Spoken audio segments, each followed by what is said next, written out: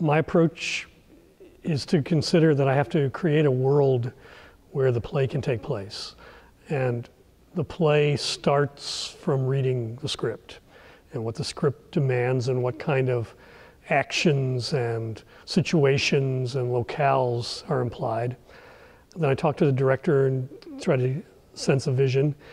In this case, I also, and I often do this, try to research how other designers have approached the task as well.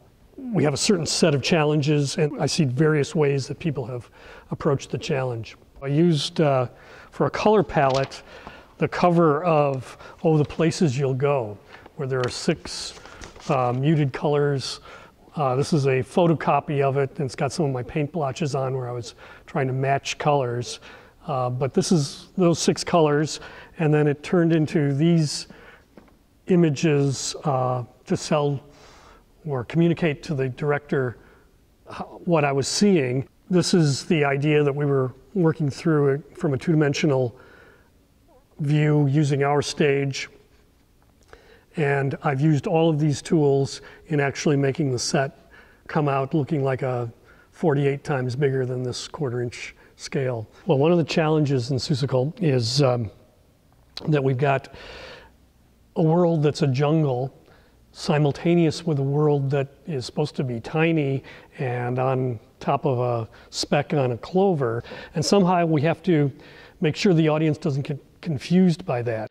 So I try to work with what's called a unit set, where everything for the most part is there all the time. The main part of the set I saw as Whoville. And so I took some Whoville shapes from actually Horton Hears a Who.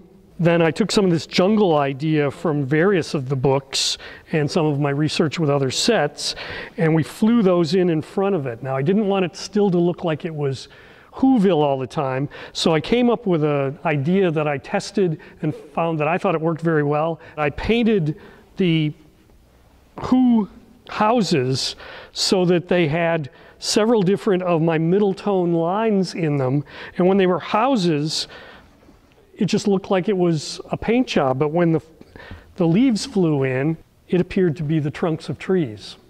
It transformed the set multi-purpose without actually changing anything on it except some pieces of 2-dimensional jungle leaves that flew in front of it.